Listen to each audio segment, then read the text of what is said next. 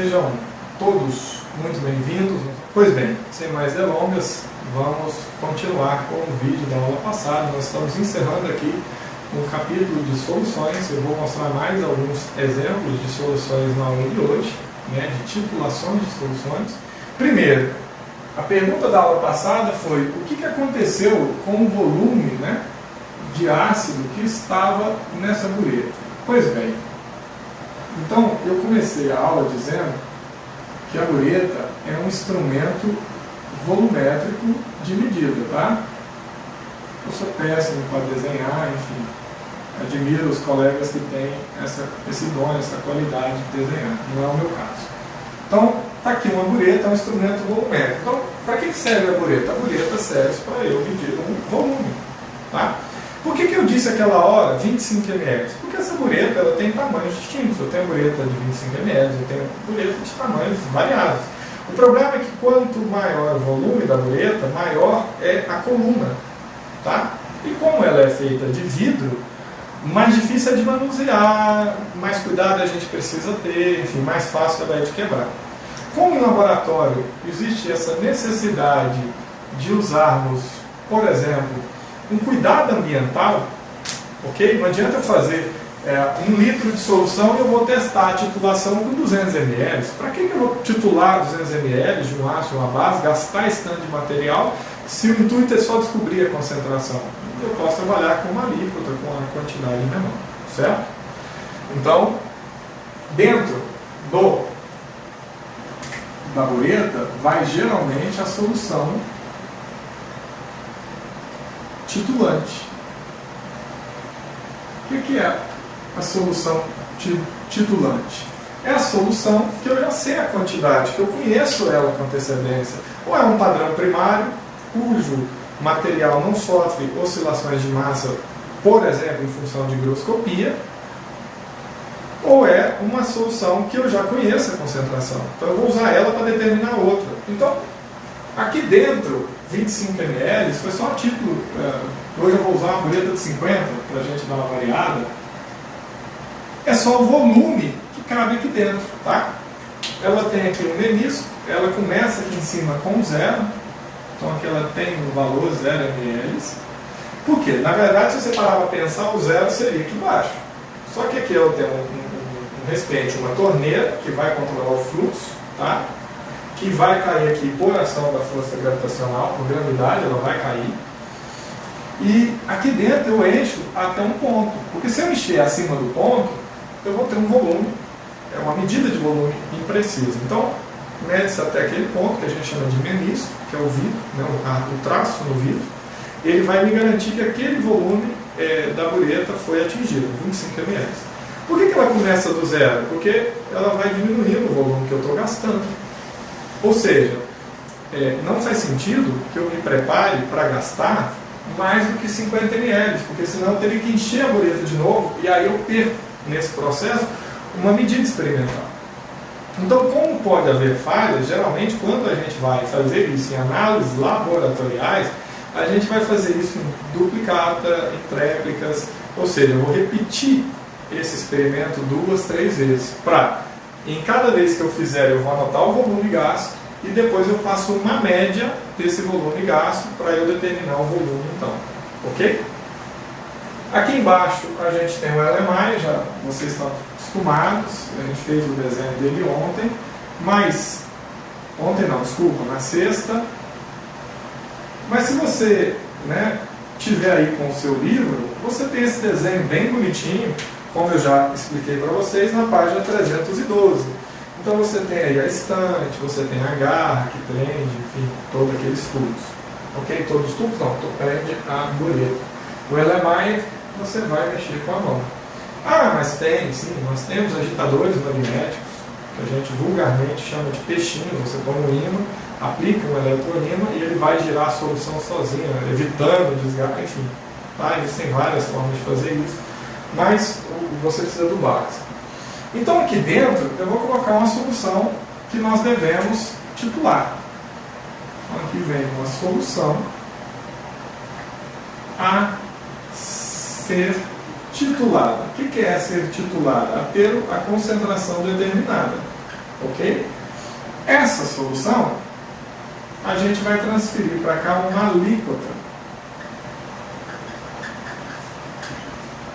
O que é uma alíquota? É uma amostra do volume maior que você fez.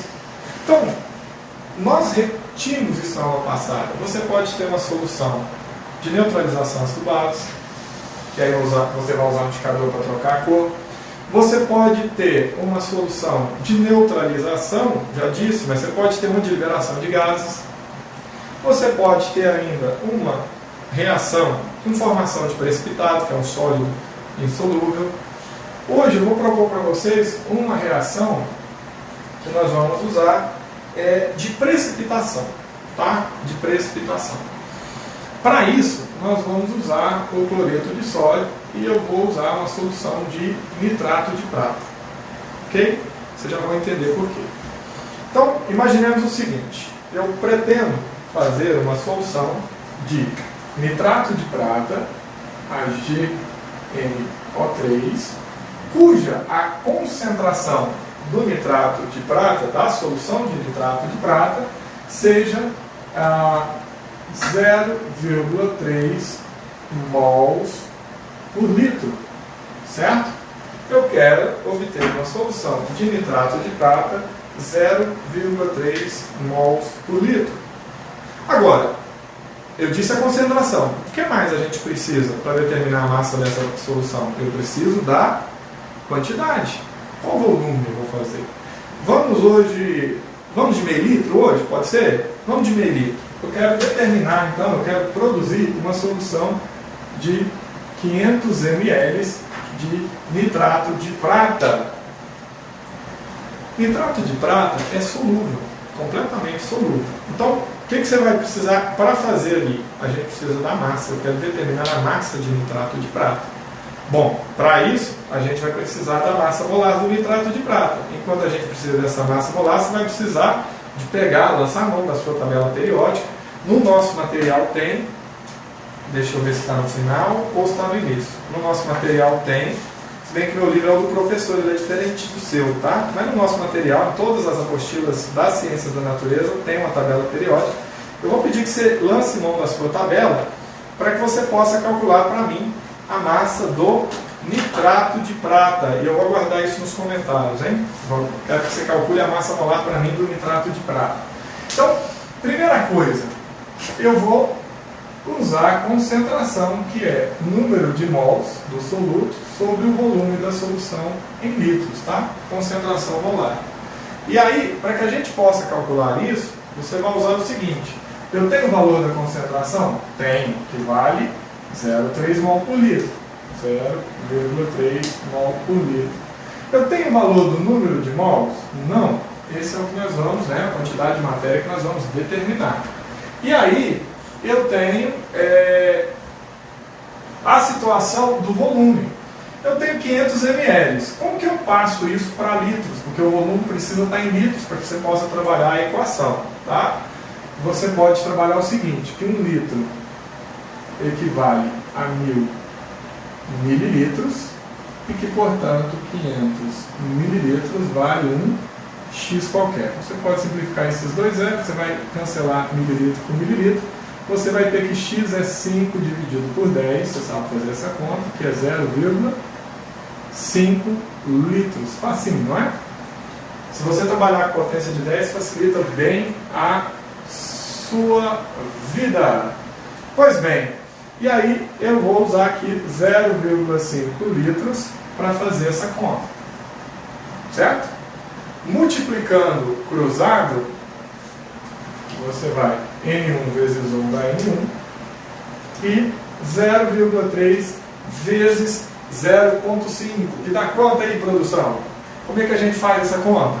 Gente, primeiro, professor, não lembro como que faz. Você pode fazer ela 0,3 vezes 0,5, ok? 5 vezes 3 dá 15, vai 1, 5 vezes 0, 0, aqui 0, 0. Soma. Opa, 5 vezes 3, 15. Vai 5 vezes 0, 0, desce 1. Aí vai ficar errado, né? E agora a gente soma. Então dá 0, 1, 5. Como eu tenho duas casas depois da vírgula, duas casas. Então isso aqui vai dar 0,15 mol de AgNO3. Ok? 0,15 mols. Olha, você podia trabalhar também com potência de 10, tá? 0,3 é 3 vezes 10 a menos 1 e 0,5 é 5 vezes 10 a menos 1. 3 vezes 5 dá 15, 10 a menos 1 vezes 10 a menos 1 dá 10 a menos 2, você vai andar com a casa, né, duas casas para sua esquerda, para cancelar, né, a potência, então 0,15, está na mesma também. Ok?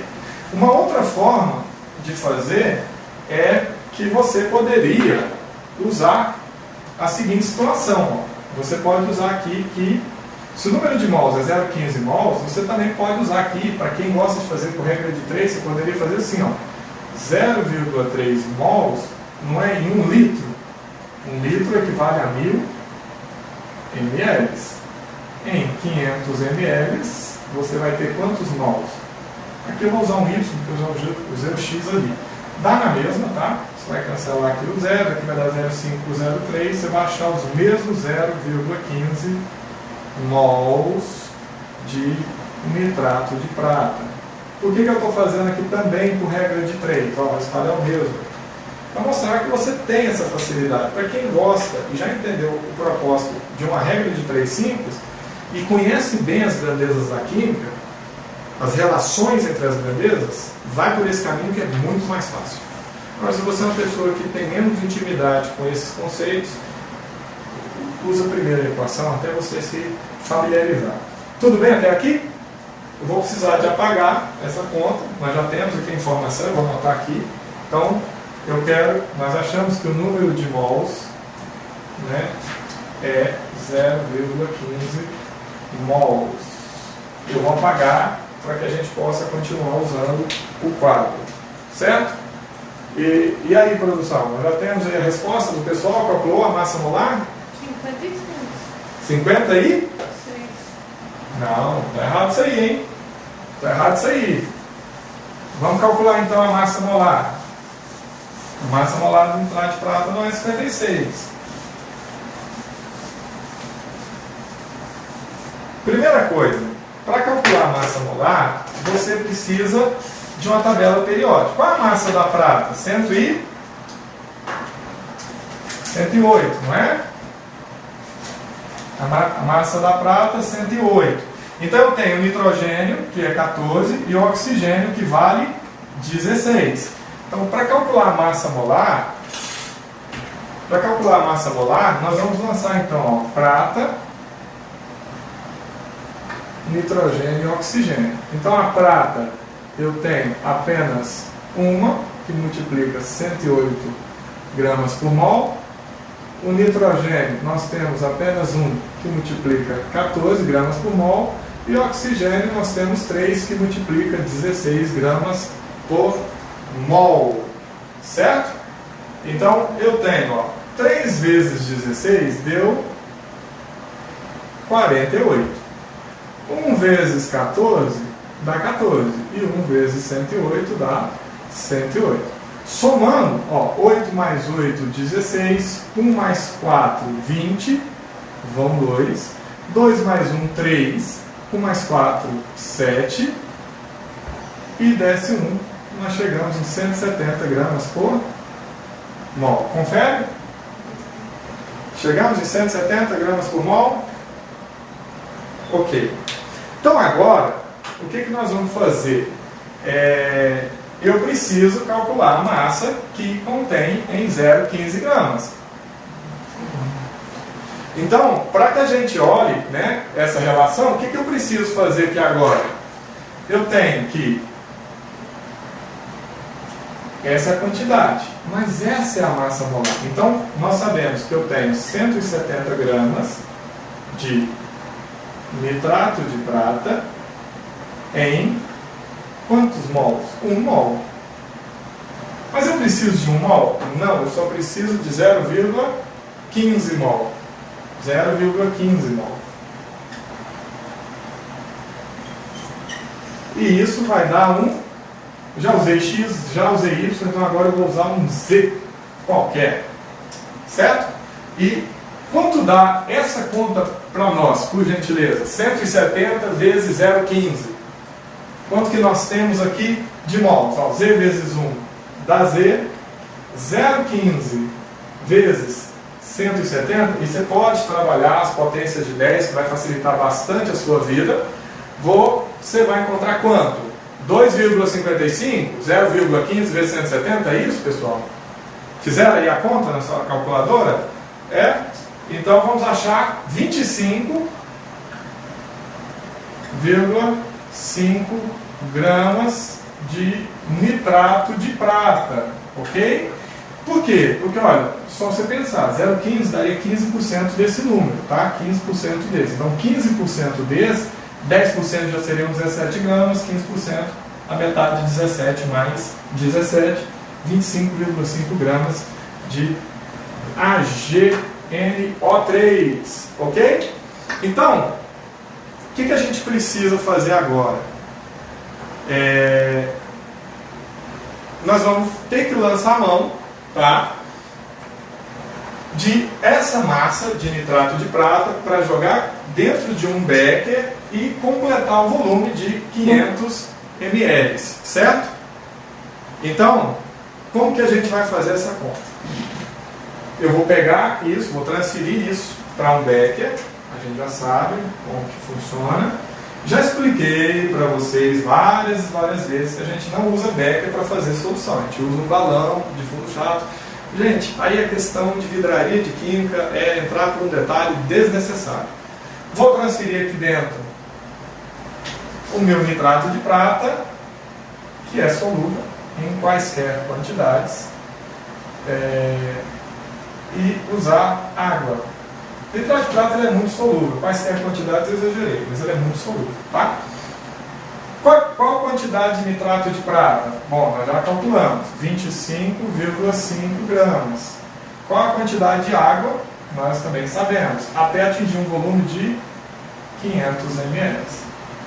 Bom, qual que é a minha expectativa? A minha expectativa é que essa solução, 25,5 gramas de nitrato de prata em 500 ml, tenha originado uma solução de nitrato de prata zero, eu apaguei, mas vou escrever aqui, vocês lembram que foi o que deu origem às contas, 0,3 mols a cada 1 litro de solução.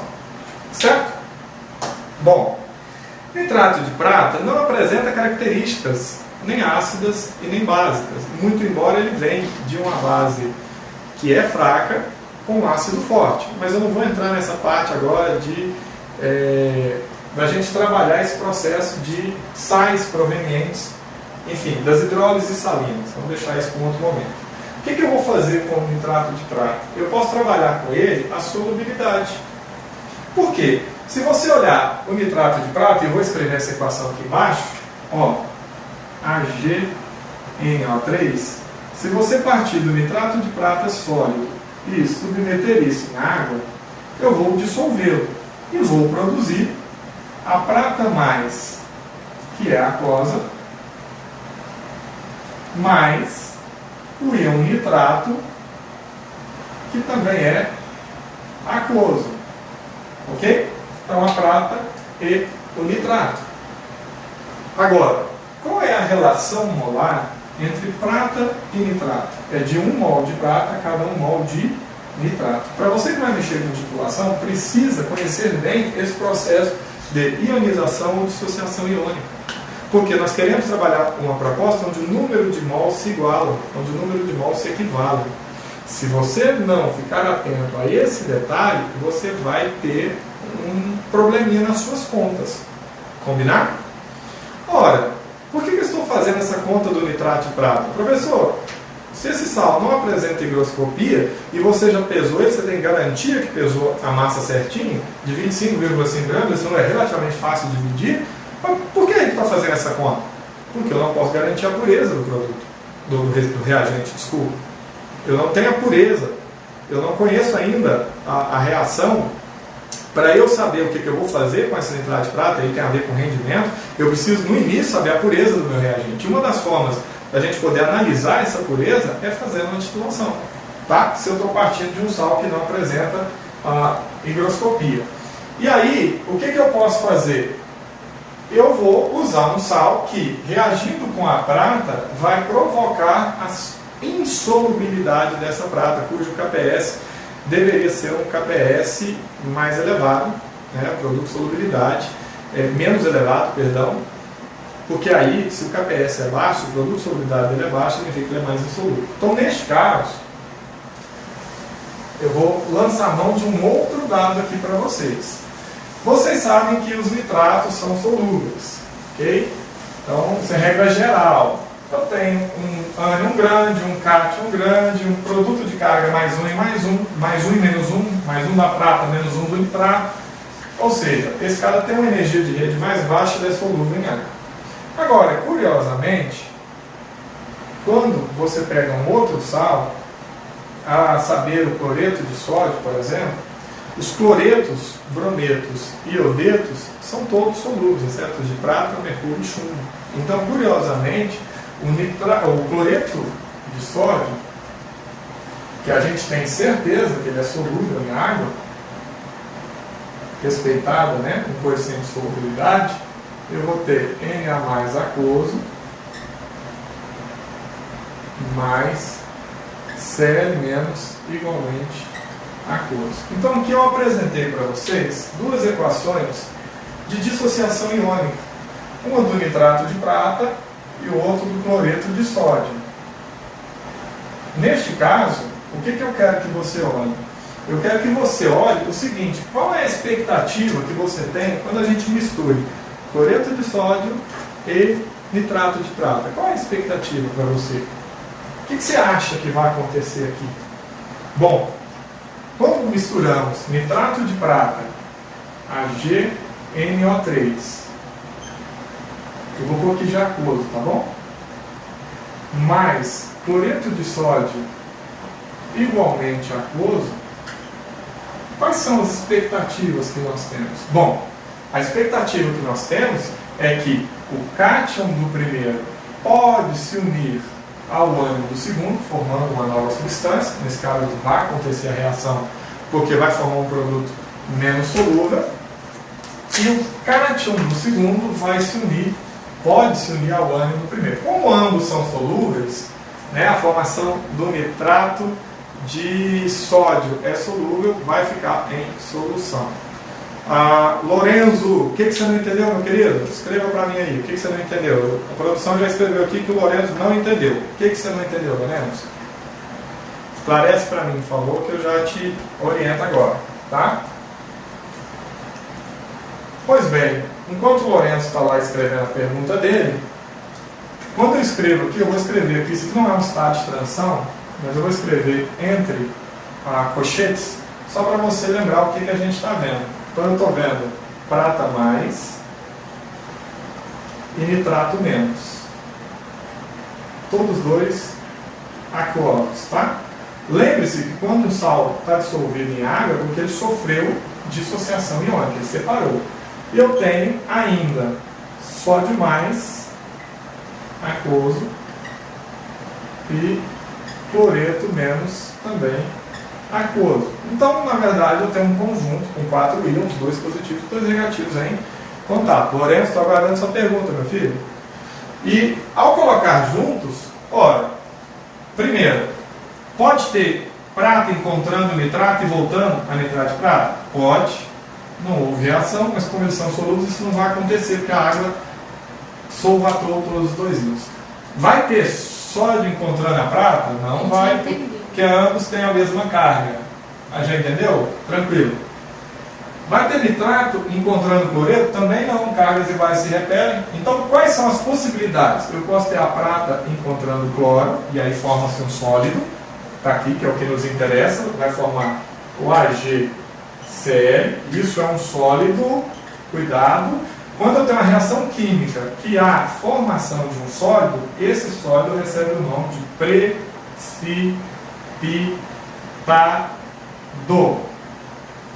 E quimicamente, precipitar e precipitado são diferentes, tá? Precipitado não é algo que sofreu precipitação necessariamente. Precipitar é ir ao fundo. Jogou, precipitou, foi no fundo. Precipitar é ao fundo. Agora, precipitado, eu não vou entrar aqui na semântica das palavras, mas precipitado é produto de uma reação química. Então, eu fiz uma reação química que formou algo insolúvel. Está aqui o precipitado. Mas, os outros íons, que eu vou deixar aqui é NO3 aquoso, mas vou fazer aqui uma ressalva que, embora eu tenha escrito NaNO3 aquoso, o que vai acontecer de verdade é que eu vou ter os íons Na+, aquoso, solvatado em água, mais o íon NO3- aquoso, ainda em processo de solvatação. Quem que não vai sofrer a dissociação iônica? Cloreto de prata. E aí você pode perguntar assim, professor, por que a prata, o cloreto de prata é insolúvel? Bom, o cloreto de prata é insolúvel porque ele possui uma energia de rede, ou seja, uma energia potencial de rede que é maior que a energia potencial de solvatação da água do cloreto, por isso que não vai solubilizar, ele vai para o fundo. Como se calcula a energia potencial de rede de um retículo? É matéria para um ensino superior, mas basicamente você vai colocar a energia de atração, a energia de repulsão do retículo, e isso vai contribuir para um cálculo de energia de rede. Bohr fez isso lá no início do século passado, e a gente usa as mesmas equações que ele desenvolveu até os dias de hoje. Tá? Não vou entrar nesse mérito agora, mas tem a ver com forças eletrostáticas, as equações de Coulomb prevê tanto para a energia, né, de produto das cargas sobre 4π opção 0 R0, onde R0 não é o raio do átomo, mas é a distância intranuclear que Bohr calculou, isso é empírico. E você tem também a força eletrostática, produto das cargas em módulo, com uma constante proporcionalidade, pelo quadrado da distância. Isso dá para a gente fazer com uma boa aproximação, uma análise qualitativa, tá? Já, se você quiser calcular, a gente precisa lançar mão de outras equações. Então, cloreto de prata é insolúvel em água porque ele possui energia de rede maior que a energia de solvatação da água. Curioso, né? Porque você aprendeu isso lá no ano passado, lá em polaridade de moléculas, que a água é polar, e que semelhante dissolve ou mistura com semelhante. Então, se a água é polar e toda ligação iônica também é igualmente polar, porque ela é formada por íons, positivo e negativo, a gente tem uma expectativa que o cloreto de prata fosse solúvel em água, porque ele é polar e a água também. E não é isso que acontece. E se você quer uma explicação por que isso não acontece, eu acabei de te dar. Porque a energia de rede, a energia do retículo cristalino do cloreto de prata é maior do que a energia potencial de solvatação da água. O que você precisa fazer então? Você precisa trocar o solvente e ter uma expectativa, né, de solvatação, energia potencial maior, você vai usar isso com outra energia, ou você vai aumentar, né, a energia potencial do solvente, podendo olhar a temperatura, a saber se a dissolução desse sal for endo ou exotérmica. Até aqui tudo bem? Então, essa vai ser a reação que nós vamos ter. Eu tenho nitrato de prata reagindo com o cloreto de sódio e formando, né, o cloreto de prata sólido. Ora, com base na massa do cloreto de prata, eu consigo determinar as concentrações. O que eu preciso fazer? Primeiro, eu vou jogar ali dentro uma solução. Então, eu vou transferir para dentro do nosso Erlenmeyer, tá? Eu vou transferir uma solução. Eu fiz quantos ml? Nós já pagamos? Eu fiz 500 ml. Eu não vou transferir os 500, não faz sentido. Eu vou fazer o quê? Então, eu vou transferir 30 ml, combinado?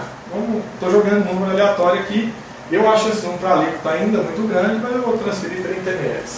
Então nós vamos transferir 30 mililitros de solução de AgNO3 aquosa, cuja concentração esperada, a molaridade, deve ser mais ou menos, tá? Porque a gente não tem certeza se ela está pura, 0,3 mols por litro. Pessoal, tudo bem até aqui? Tranquilo? Estamos em paz? Podemos seguir? Jóia, qualquer coisa chama aí.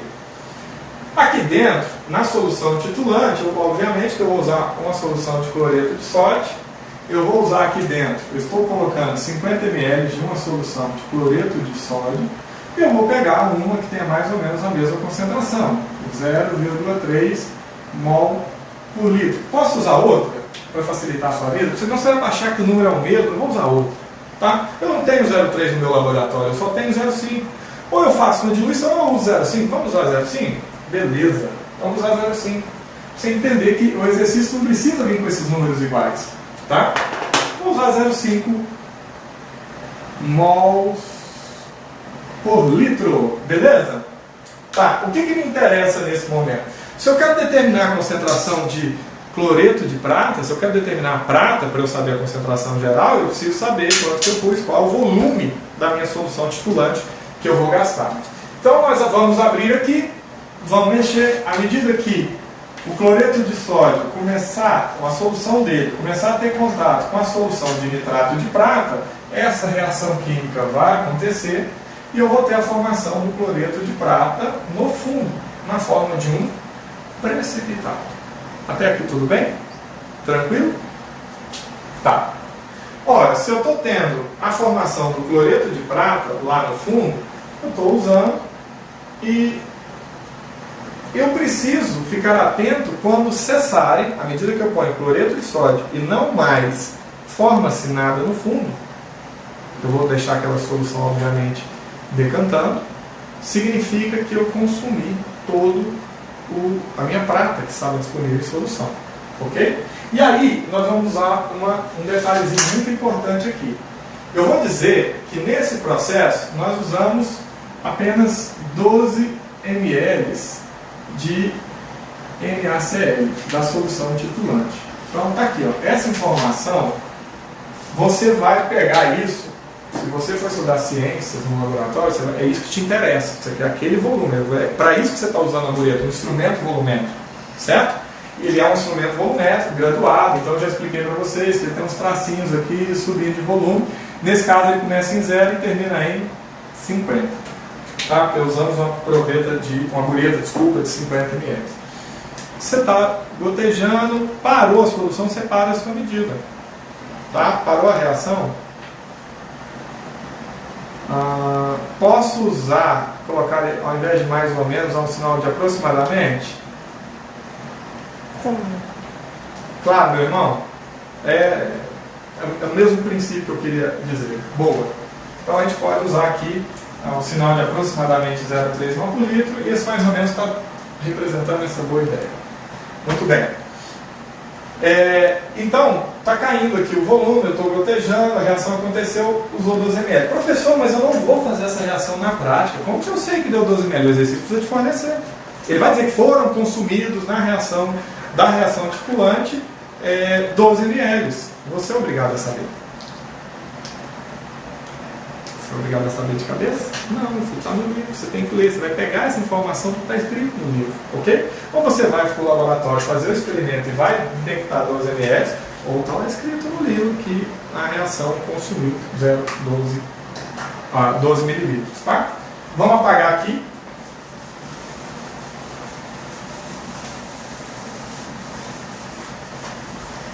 Agora é o seguinte, houve a reação, eu sei quanto foi gasto, tá? Aí eu tenho uma pergunta para vocês. Com base nesse volume, eu sei quantos mols foram gastos de cloreto de sódio? Se eu não sei, sabemos. Como que eu sei? Ora, vamos fazer uma continha básica. Eu tinha uma solução 0,5 mols a cada 1 litro. Ora, mas 1 litro eu posso escrever na forma de 1000 ml. 1000 mililitros. Então é 0,5 mols a cada 1000 ml, foi a solução que eu pus. Mas nós gastamos 1000 ml da solução? Eu cheguei a gastar os 50 da bureta? Não. Eu gastei somente 12. Então repare, quando eu parar a reação, eu preenchi tudo. Vai ter um volume da diferença que a gente vai ter consumido aqui os 12. Aí o resto vai estar aqui na bureta. Eu vou aproveitar eles, devolver para um outro recipiente. Então é assim que funciona, certo? 0,5 mol em 1000 ml. 12 ml, que foi o que eu consumi, significa que tem quantos mols aqui? X. Então o que você precisa fazer? Você precisa multiplicar 12 vezes 0,5, certo? Que vai dar exatamente a metade disso, 6. E depois você divide esse 6 por 1000, ok? Então esse X deu exatamente quanto? 6 dividido por 1000, 0,006. 0,006. Olha, você cortou mililitro com mililitro, a unidade que sobra para X, obviamente, a que está acima dele, né? Mols de quê? De NaCl. Isso aqui é o que você sabe que você consumiu na reação. Agora, qual que é a curiosidade que você pode ter aí? Não consumiu 0,006 mol de NaCl? A proporção dele não é de 1 para 1? Como assim de 1 para 1? Repara, NaCl vai dar Na mais Cl menos. Aqui eu estou pondo em água, eu estou omitindo aqui o aquoso, mas você já entendeu. Ora, então se eu tiver 1 de NaCl, eu vou ter 1 de Na e 1 de Cl menos. Significa que se eu tiver 0,006 mols de NaCl, eu vou ter 0,006 mols de sódio, que eu não vou usar para nada, porque vai ficar em solução. Porém, isso aqui me interessa, eu tenho 0,006 mols de quê? Cloreto. Mas por que isso aqui me interessa? Porque o cloreto em questão é que vai reagir completamente com a prata que estava lá na solução acerticulada, lá na minha alíquota. Lembra? Pois bem. Agora, olha que curioso. A solução formada é a GCl. Então eu tenho Ag mais aquoso, que reage com Cl menos igualmente aquoso, e isso vai produzir a GCl sólido, ok? Eu tenho dois íons na condição aquosa que vai produzir um sólido. Agora, olha que legal. Aqui não é 1 para 1 para 1. Significa que se eu tenho 0,006 mols, quanto de prata eu tenho? Você já entendeu. 0,006 mols. Agora cuidado, tem muito aluno que quer somar. 0,006 com 0,006 e por aqui 0,012. Não façam isso. Não façam isso. Então aqui eu tenho quanto? Exatamente a mesma quantidade. 0,006. Passou um zero aí, perdão. Aqui, ó. 0,006 mols. Como que eu gosto de explicar isso? Imagine que você tem um galinheiro que tenha 5 galos e 5 galinhas. Conseguiu imaginar? No total, quanto você tem de espécies dos galináceos? 10. 5 galinhas e 5 galos. Combinado? Porém, quanto você tem no galinheiro? 10 animais. Você fala, professor, então eu posso somar? Não é para fazer isso. Um galinheiro, ou então você vai dizer assim, como que um vira 10? São coisas diferentes. O meu galinheiro, que eu só tenho um galinheiro, tem 10 animais, 5 de cada espécie. Porém, juntos, os 10 animais formam somente um galinheiro. Conseguiu compreender a questão? Cuidado com isso, tá? Sobretudo em unidades formais que têm uma proporção diferente de 1 para 1. Você tem que ficar atento com essas coisas, tá? Nesse momento, eu tenho o seguinte: prata mais cloreto, e prata e cloreto dando cloreto de prata. Ou seja, 0,06 mols de prata com 0,06 mols de cloreto, dando cloreto de prata. Pois bem, então se eu tenho 0,06 mols de prata com 0,06 mols de cloreto, opa, eu já sei quanto que eu tenho de prata na minha alíquota. Porque a prata também é 1 para 1 no nitrato. Repare, do nitrato de prata eu tenho prata aquoso mais 1 mol de nitrato também na forma aquosa, eles não vão ficar juntos, porque são solúveis, mas se pudesse seria AgNO3 aquoso, né? Eles derivam dessa substância, também no mol. Ora, se eu tenho exatamente 0,006 mols de prata, quanto eu tenho de nitrato de prata? 0,006 mols. Ora, deixa eu te perguntar um negócio. Eu tenho o número de mols. Eu tenho o volume que a gente usou aqui? Tenho, ó, 30 ml. O que eu posso determinar agora? A concentração.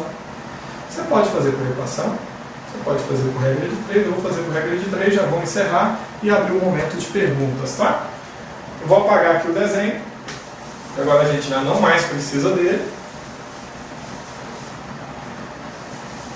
Eu fiz questão de fazer mais uma aula de titulação em função de algumas perguntas que vocês me enviaram no privado com uma série de dúvidas. É um assunto que só estudá-lo de maneira teórica ele fica mais complexo mesmo, tá?